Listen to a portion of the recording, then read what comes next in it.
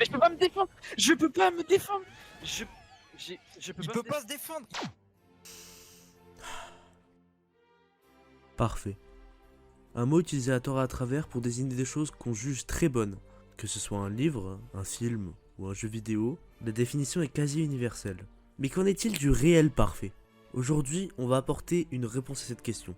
On va donc parler du jeu, que dis-je, du chef-d'œuvre que représente Shrek 2 sur GameCube.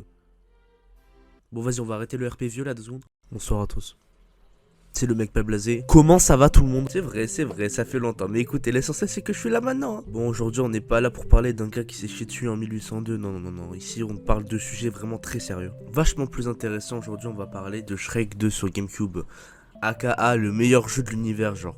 Quoi? Qu'est-ce que j'entends? C'est un vieux jeu GameCube. Alors déjà, bah c'est ta mère. Ensuite, il suffit que je vous montre une image du jeu pour que vous soyez chaud en fait.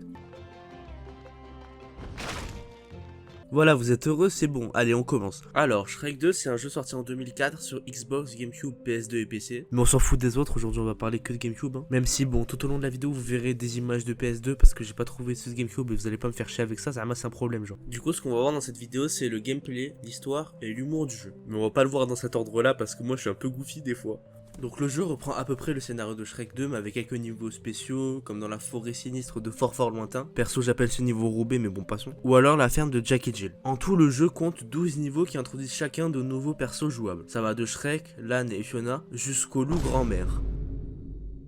Donc pour ceux qui n'ont pas vu Shrek 2, l'Archouma a vraiment ayé honte. Bah du coup j'imagine que je dois faire le résumé. Alors en gros, Shrek rencontre les parents de Fiona, mais les parents de Fiona ils veulent caser Fiona avec le prince charmant parce qu'ils aiment pas beaucoup Shrek. Du coup ils droguent Fiona pour la marier et ils font dégager Shrek. Et pour revenir ils montent une équipe pour choper sa go. Vous avez compris? Vous avez compris, on enchaîne. Du coup au fil du jeu on passe par différents décors qu'on connaît déjà à peu près. Et le dernier niveau c'est juste défoncer une vieille à coups de sabot et de sabre parce qu'elle a voulu marier notre foumasse à son fils. Donc maintenant qu'on a parlé de l'histoire, on passe au gameplay, qui est soit dit en passant le meilleur de la GameCube, mais on va pas rentrer dans ce débat sinon je vais en faire chialer 2-3. Donc comme j'ai déjà dit, c'est un jeu 3D vu du dessus, avec plusieurs personnages jouables qui ont chacun des capacités, comme Lan qui peut faire tomber un arbre en donnant un coup de sabot, ou Shrek qui peut sauver des barils parce que bah c'est un ogre. Donc ça en gros c'est la base de tous les niveaux du jeu. Mais il y a quand même certains passages différents comme des QTE contre le chapeauté, ou alors avec Fiona qui fait exploser des oiseaux avec sa voix, longue histoire. Mais il y a aussi certains niveaux spéciaux avec une mécanique différente, comme le niveau de fort lointain, où c'est littéralement GTA. Genre tu peux tabasser des passants et tu te fais poursuivre par la police après ça.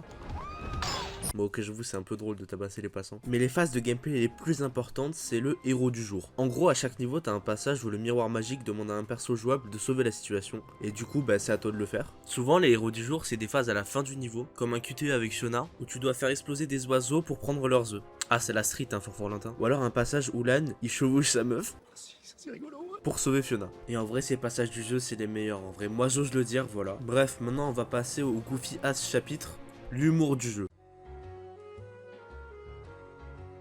En vrai j'ai pas grand chose à dire sur ça, excepté que c'est le meilleur humour de la GameCube, voilà je le dis. Genre au cours du jeu, il y a des nains que tu dois libérer, et chacun fait une vanne quand il a été libéré. Massette, que dire? Vous êtes super! Vraiment, avec vous, ça déménage! Bon en fait oubliez l'humour du jeu s'il vous plaît. Voilà, j'ai dit tout ce que j'avais à dire sur le jeu, merci à vous, au revoir.